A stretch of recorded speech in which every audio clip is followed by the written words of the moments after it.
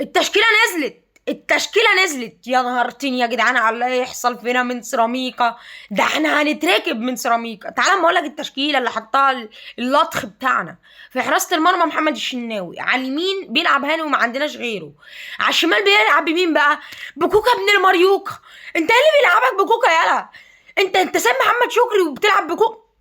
عندما تعجز عن الكلام من الاخر، اقسم انا مش هعلق تاني عن الكلام ده، عن المركز ده او عن النقطه دي.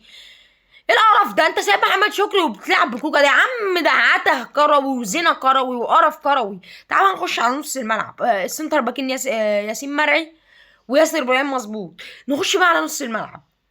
بسم الله ما شاء الله يا حلاوتك يا ترب.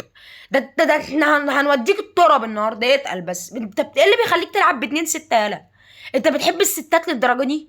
انت ايه اللي بيخليك تلعب باتنين ستة؟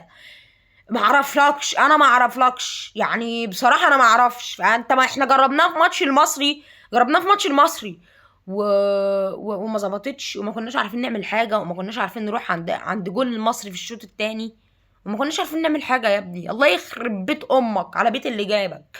انت بتعمل ايه يا ابني؟ انت بتعبس بالتشكيله ولا انت بتعمل ايه؟ الله يخرب بيتك. ايه اللي بيلعبك باتنين ستة يا متخلف يا متخلف؟ وبالرمضان راكنه بالرمضان يقعد وهو جاهز. طب امام عاشور قلنا عشان لسه جاي من اصابه، بالرمضان يقعد وهو جاهز يا متخلف وبتلعب باتنين ستة.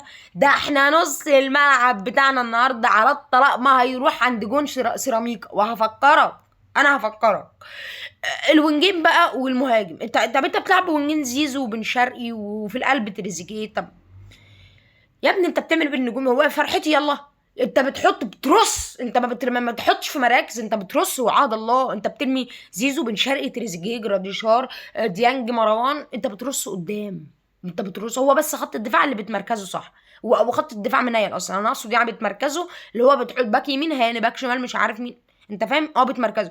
انما بقى من بدايه نص الملعب كده لحد قدام انت بترمي. انزل يلا يا مروان، يلا يا ديانج، يلا يا تريزيجيه يا حبيبي، يلا يا زيزو، يلا العبوا. ما فيش خطه، ما فيش. انت هتمسك الوينج ده، انت هتمسك الباك ده، ما فيش. يا نهار ما فيش. انت بترميهم قدام وعلى الله ان شاء الله.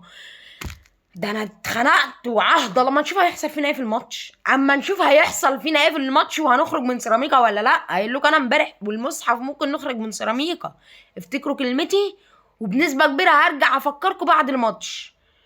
اما نشوف هيحصل فينا ايه في الماتش ونص الملعب بتاعنا اللي هيبقى متاكل في الماتش ده. اما نشوف هيحصل فينا هنتركب ازاي.